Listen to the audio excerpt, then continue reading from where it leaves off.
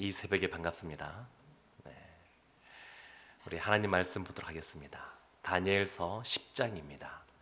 다니엘서 10장 1절부터 9절까지의 말씀입니다. 다니엘서 10장 1절부터 9절까지의 말씀입니다. 구약성경 1250쪽입니다.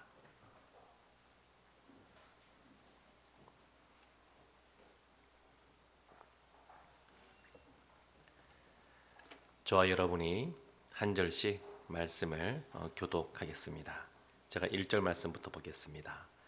바사왕 고레스 제3년에 한 일이 벨들사살이라 이름한 다니엘에게 나타났는데 그 일이 참되니 곧 큰 전쟁에 관한 것이라. 다니엘이 그 일을 분명히 알았고 그 환상을 깨달으니라. 그때에 나 다니엘이 새 이래 동안을 슬퍼하며 새 이래가 차기까지 좋은 떡을 먹지 아니하며 고기와 포도주를 입에 대지 아니하며 또 기름을 바르지 아니하니라. 첫째 달 24일에 내가 히데겔이라 하는 큰 강가에 있었는데 그때에 내가 눈을 들어 바라본즉 한 사람이 세마포 옷을 입었고 허리에는 우바스 순금 띠를 띠었더라. 또 그의 몸은 황옥 같고 그의 얼굴은 번갯빛 같고 그의 눈은 횃불 같고 그의 팔과 발은 빛난 녹과 같고 그의 말소리는 무리의 소리와 같더라. 이 환상을 나 다니엘이 홀로 보았고 나와 함께한 사람들은 이 환상은 보지 못하였어도 그들이 크게 떨며 도망하여 숨었느니라. 그러므로 나만 홀로 있어서 이 큰 환상을 볼 때에 내 몸에 힘이 빠졌고 나의 아름다운 빛이 변하여 썩은 듯 하였고 나의 힘이 다 없어졌으나 함께 보겠습니다. 내가 그의 음성을 들었는데 그의 음성을 들을 때에 내가 얼굴을 땅에 대고 깊이 잠들었느니라. 아멘. 오늘 이 시간에 함께 말씀을 듣는 우리 성도님들은 제가 생각할 때는 복 받으신 분들이다 생각이 듭니다. 왜냐하면 오늘 이 본문은 제가 볼 때 구약 성경 전체에 있어서 가장 중요한 그런 말씀이라고 할 수 있습니다. 구약 성경 전체에 굉장히 많은 사건들도 있고 또 말씀들이 많이 기록이 되어 있는데 그 중에서 가장 중요한 말씀이라고 할 수 있습니다. 여인이 낳은 사람 중에 가장 큰 사람이 누구냐면 세례 요한이다라고 예수님께서 말씀하셨습니다. 근데 세례 요한이 그 앞서 있었던 이사야 선지자, 예레미야 선지자 또 이런 선지자들보다 어떤 것들을 많이 행해서가 아니고 또 많은 것들을 또 알려서가 아니고 세례 요한이 위대한 이유는 예수 그리스도 구약 성경 전체가 계시하고 가르치는 그 예수 그리스도를 직접 만났기 때문에 그렇습니다. 그 메시아의 길을 준비하고 그 예수 그리스도를 만났기 때문에 세례 요한이 여인이 낳은 사람 중에 가장 큰 자다, 이런 이야기를 들었습니다. 이와 같은 것을 오늘 본문의 말씀에 비춰보면 구약 성경 전체에서 오늘 본문과 같이 아직 이 땅에 임하지 않은 예수 그리스도에 대하여 자세하게 묘사하고 또 드러내는 곳이 없습니다. 오늘 본문에는 한 사람 환상이 나타나는데 환상이라 하지만 사실은 실제처럼 임하거든요. 근데 이분이 바로 예수 그리스도이십니다. 그래서 구약의 인물들 중에서 이 다니엘처럼 예수 그리스도를 정확하게 이렇게 만난 사람이 없고, 그런 의미에서 오늘 본문이 가장 중요한 본문이다, 이렇게 볼 수도 있습니다. 다니엘서는 1장부터 6장까지는 우리가 잘 아는 내용들이 많이 있습니다.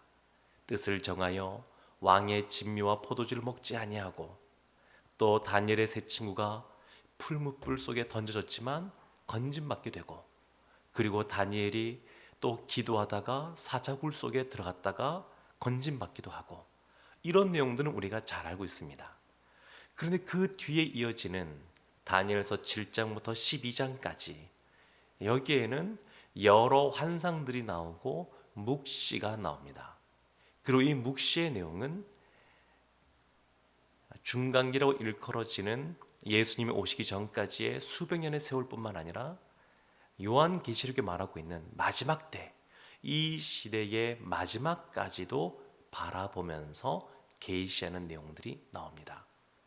그래서 굉장히 중요하지만 생각보다 우리가 쉽게 접하지 않는, 그리고 잘 알지 못하는 내용들이 기록이 되어져 있습니다. 7장, 8장, 9장에 보게 되면 환상이 나오고 또 다니엘이 기도하는 장면이 나오고 거기에 대해서 해석해 주는 장면들이 나옵니다. 근데 오늘 본문인 10장은 12장까지와 한 덩어리입니다. 하나의, 크게 보면 하나의 단락으로 말할 수 있습니다. 10장, 11장, 12장은 그렇게 하나의 단락인데, 오늘 그 본문은 여기에 대한 서론이라고 할 수 있습니다. 여기에는 환상이 하나밖에 등장하지 않습니다. 한 사람이 등장합니다. 한 사람. 그래서 1절 말씀부터 보게 되면 이 환상이 언제 주어졌는지, 어디에서 주어졌는지, 어떤 상황에서 주어졌는지, 그런 내용들이 나옵니다. 1절 말씀은 이렇게 시작이 됩니다. 바사왕 고레스 제3년에, 바사왕은 메대와 바사를 합친 페르시아 제국을 말하는데 고레스 3년입니다. 우리가 기억을 더듬어서 에스라서 1장 말씀을 기억해 보면 고레스 원년에 너희는 일어나서 예루살렘으로 돌아가 성전을 건축하라, 이런 말씀이 선포되어졌고, 유대인들이 벌떡 일어나서 많은 사람들이 예루살렘으로 이미 귀환을 한 이유입니다. 고레스 3년이라 그러면 이미 그곳에서, 예루살렘에서 성전 기초 공사를 하고 있는 그러한 상황입니다. 그러니까 이미 그들이 돌아갔는데 다니엘은 돌아가지 않고 남아 있습니다.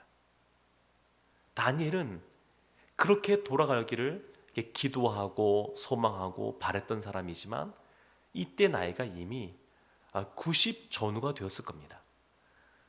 다니엘이 포로로 잡혀와서 이스라엘이 돌아갈 때까지 70년의 세월이거든요. 만약에 10대 후반에 잡혀왔다 그러면 지금은 90이 넘지 않았을까 싶습니다. 90세가 넘지 않았을까 싶습니다. 그러니까 나이가 많고, 그리고 몸에 아마 병도 있었을 것 같고, 그리고 이곳에서 할 것이 있다라고 생각했던 것 같습니다. 그래서 다니엘은 돌아가지 않고 그곳에 남게 되었는데,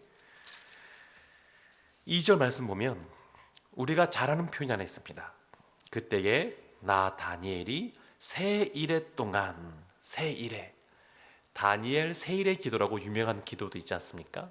세 일해, 세, 3, 1에 7, 3 곱하기 7은 21, 21일 동안 작정 기도를 했습니다. 다니엘이.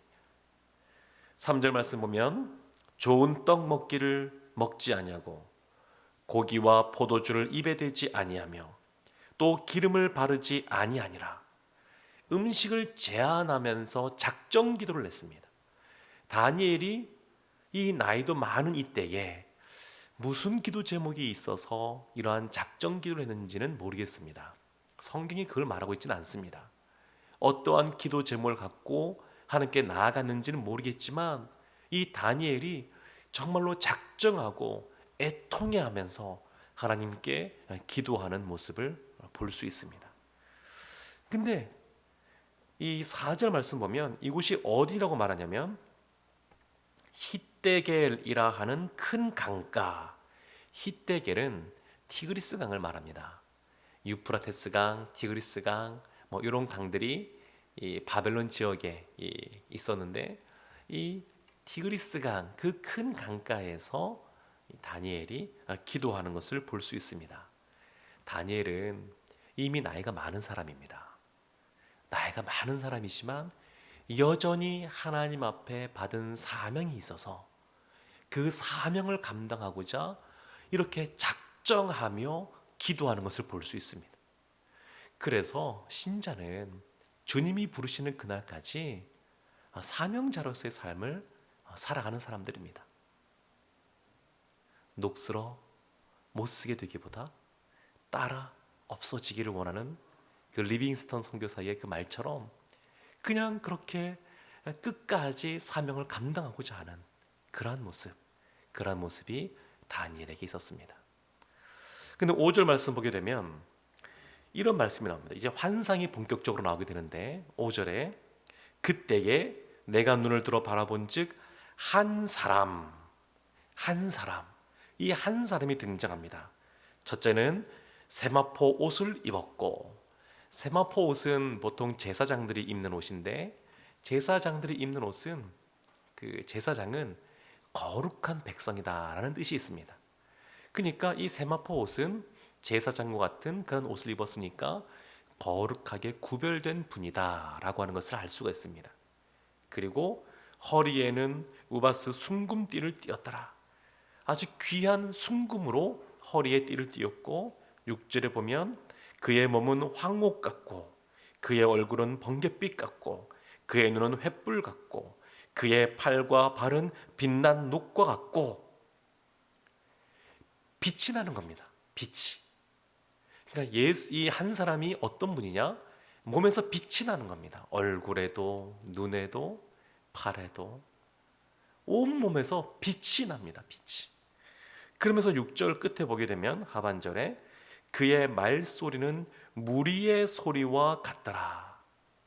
그의 말소리는 무리의 소리, 큰 음성, 우레와 같은 소리라고 할 수 있습니다.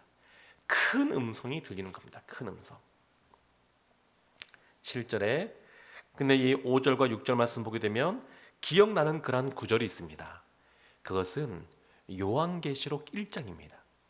요한계시록 1장에 보게 되면 그 13절과 16절까지의 말씀에 요한이 반모섬에 있다가 주일날 찾아오신 부활하신 예수를 만나게 됩니다. 그런데 그 부활하신 예수님, 그 예수님에 대해서 요한이 어떻게 기록을 해놓았냐면 요한계시록 1장 13절 말씀부터 제가 좀 보겠습니다.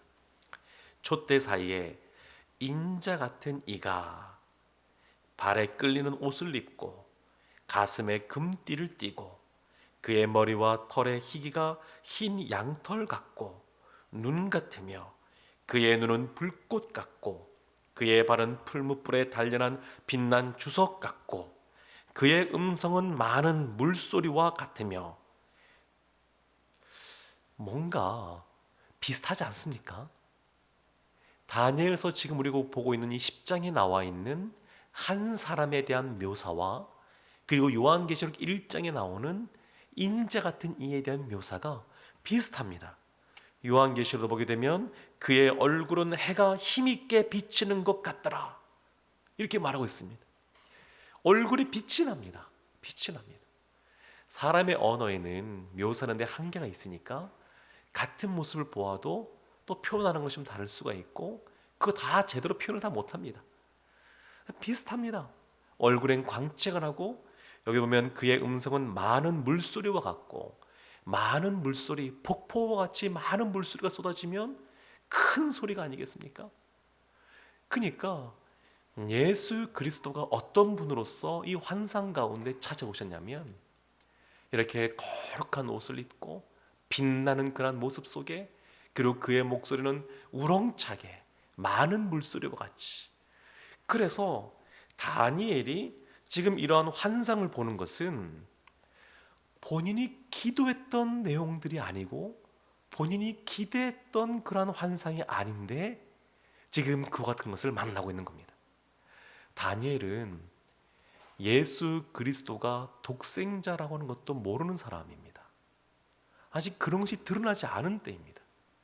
그러니까 이러한 예수 그리스도를 뵙고자 기도하지도 못했을 겁니다. 근데 하나님은 기도하지도 않았던 이 다니엘에게 훨씬 더 큰 것을 보여주고 계십니다. 다니엘서 7장부터도 나오지만 하나님께서 다니엘은 생각도 못했던 이 땅의 마지막에 임할 그러한 상황도 보여주시고, 근데 이 마지막 계시와는 비교가 되지 않을 만큼 아주 독생자 예수 그리스도, 그분을 친히 하나님께서 환상 중에 만나게 하고 계십니다. 우리도 무엇인가 작정하고 기도하는데 하나님께서 우리의 생각을 뛰어넘어 말씀하시고 이끄실 때가 있습니다.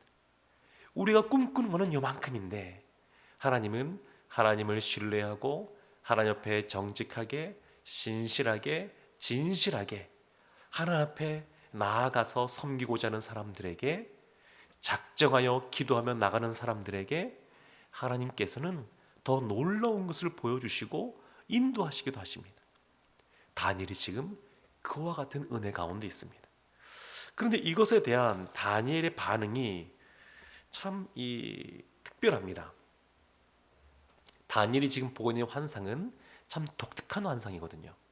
이런 환상은 이 앞에서도 나온 적이 없습니다. 근데 이런 환상을 지금 다니엘이 보고 있고 7절에 보면 이렇게 그 상황을 묘사합니다. 이 환상을 나 다니엘이 홀로 보았고, 홀로 보았습니다.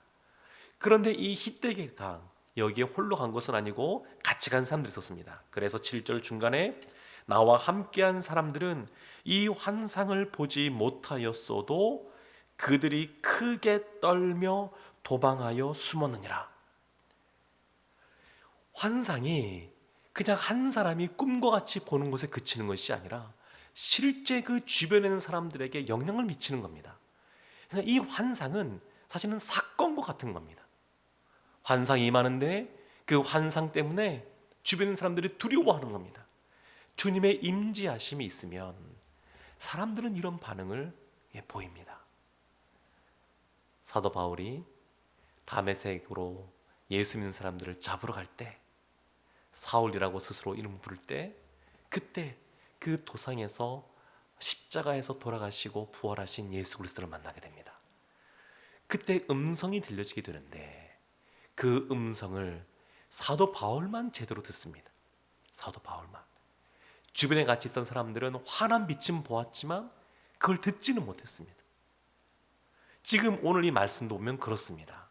다니엘에게 이러한 환상이 보여지고 음성이 들려지는데 그 주변에 있던 사람들은 뭔가가 지금 있구나라는 것을 알고 소리를 들으면서도 정확히 내용은 모르지만 그것 때문에 굉장히 두려워 떨면서 도망을 치게 됩니다. 이사야서 6장을 보게 되면 하나님의 임재가 이사야에게 임하니까 이사야가 고꾸라지면서 화로다, 나는 망하게 되었도다. 존귀하신 그 하나님, 거룩하신 그 하나님의 임재가 있으면 사람들이 그렇게 견딜 수가 없습니다. 버틸 수가 없습니다. 다니엘서 이 앞에 보게 되면 인재 같은 이가 등장하기도 하고, 그리고 마지막 때에 그러한 계시가 주어질 때도 다니엘이 감당할 수 없어서 번민하고 고민하고, 그리고 가브리엘 그 천사 뒤에서 주님께서 배우 위에 계실 때에 또 그때도 마찬가지로 고꾸라졌었는데, 지금은 그거보다 더 큰 충만한 임재 가운데 다니엘이 있게 되는 것을 볼 수 있습니다. 그때 다니엘이 보이는 모습이 뭐냐면 8절입니다. 그러므로 나만 홀로 있어서 이 큰 환상을 볼 때에 내 몸에 힘이 빠졌고 나의 아름다운 빛이 변하여 썩은 듯 하였고 나의 힘이 다 없어졌으나. 힘이 쫙 빠지는 겁니다. 주님 앞에 누구 한 사람, 우리는 의로운 사람이라고 말할 수 있는 사람이 없습니다. 우리는 다 본질상 진노의 자녀고 죄인입니다. 이런 우리를 주님께서 우리를 의롭다라고 해주셨지만 그래도 하나님의 그러한 임재 앞에는 누구 한 사람 고개를 뻣뻣하게 들고 있을 사람은 아무도 없습니다. 9절에 보면 이렇게 나옵니다. 내가 그의 음성을 들었는데 그의 음성을 들을 때에 내가 얼굴을 땅에 대고 깊이 잠들었느니라.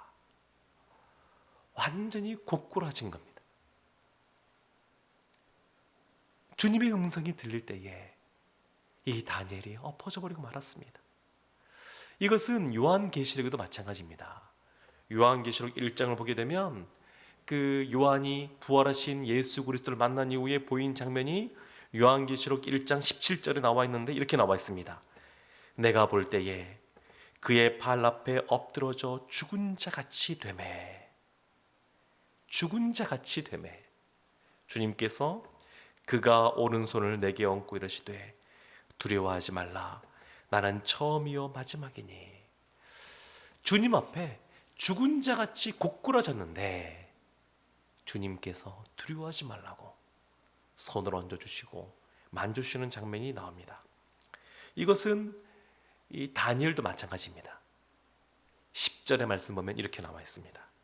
한 손이 있어 나를 어루만지기로 내가 떨었더니 그가 내 무릎과 손바닥이 땅에 닿게 일으키고 11절에 내게 이르되 큰 은총을 받은 사람 다니엘아 내가 내게 이르는 말을 깨닫고 일어서라. 하나님이 얼마나 좋으신 분이신지 모릅니다. 주님의 그러한 거룩한 임재를 감당할 수 없는 우리에게 그냥 내버려 두지 않으시고 우리를 찾아와 주셔서 어루만져 주시고 우리를 누구보다 잘 아시는 분이 주님이시니까 우리에게 두려워하지 말라고 말씀해 주시고 다시 일어설 수 있도록 손잡아 주시고 그런 분이 주님이십니다. 그래서 오늘 이 본문의 말씀은 구약이라고 하는 것은 우리가 잘 아는 것처럼 예수 그리스도, 다시 이 땅에 오실 예수 그리스도를 예표하는 또 예언하고 가르치는 그것이 구약의 그런 초점 아니겠습니까? 그런데 이미 구약 시대 때 예수님께서 다니엘에게 이와 같은 것을 허락하신 겁니다. 보여주신 겁니다. 얼마나 그것이 놀라운 일입니까? 그러니까 성경은 그 전체가 다 떨어져 있는 것이 아니라 다 하나의 흐름 속에 있습니다. 하나님의 경륜, 계획하심 속에 이 모든 것들이 있는 것을 볼 수 있습니다. 그래서 차근차근히 요한계시록과 다니엘서를 비교해 보면 그 내용에 대해서 놀라게 됩니다. 정말로 많은 것들을 함께 하나님께서 이미 작정하시고 하나님의 뜻대로 인도하심을 볼 수가 있습니다. 사랑하는 성도 여러분, 다니엘은 젊은 청춘의 나이도 아니고 그리고 이 무엇인가 많은 것들을 움직일 수 있는 그런 나이도 아닙니다. 이미 나이가 많이 들었고 그리고 지난 세월 동안 하나님을 만나는 그러한 은혜를 많이 경험한 사람이고 그리고 여러 환상을 통하여서 하나님께서 놀라운 것을 보여주셨고 그러한 사람임에도 불구하고 한 사람 예수 그리스도가 환상 가운데 임하시니까 그것을 감당하지 못하는 것을 보게 됩니다. 우리도 늘 하나님의 함께 하심을 늘 사모하고 주님의 임재하심을 늘 우리가 바라보고 예배 가운데 그런 하나님을 만나기를 원하고 늘 그 삶 속에 그런 하나님과 동행하기를 원하는데 그런 하나님이 다니엘에게 찾아오신 것처럼 우리에게도 찾아오실 줄로 믿습니다. 어떤 면에서 우리는 이 다니엘이나 세례 요한보다 더 은혜와 복을 받은 사람들입니다. 왜냐하면 예수 그리스도가 이 땅에 오시고 어떤 말씀을 하시고 또 어떻게 행하셨고 그리고 십자가를 지시고 부활하신 것에 대해서 이미 알고 있는 사람들이 우리들이기 때문에 그렇습니다. 구약에 있던 어떤 인물들보다 우리가 더 복받은 이유는 예수 그리스도를 보고 아는 사람들이기 때문에 그렇습니다. 사랑하는 성도 여러분, 늘 하나님의 은혜 가운데 거하는 우리라고 하는 것, 세상은 아무리 여러 가지 면에서 우리로 하여금 흔들릴 수 있을 만큼 우리를 또 여러 가지로 쓰나미처럼 때로는 또 파도가 끊임없이 우리에 몰려오는 것처럼 어려움 가운데 다가오지만 그러나 역사의 주관자 되시는 그 하나님, 그 하나님께서, 또 구원주 되시는, 구원자 되시는 그 하나님께서 우리와 함께 하심을 믿고 또 그 하나님을 사모하며 살아가는 우리들이 되기를 그냥 원합니다. 오늘의 말씀을 한번 묵상해 보시고, 이 묵상해 보면 참 이것이 얼마나 놀라운 은혜인지 모릅니다. 기대하지 못했던 놀라운 하나님의 은혜 베푸심, 하나님의 찾아오심, 하나님의 도와주심, 이런 것을 오늘 한 날 경험하는 우리 성도들 되시기를 주님의 이름으로 축원합니다. 아멘. 우리 시간에 함께 합심해서 함께 기도하기를 원합니다.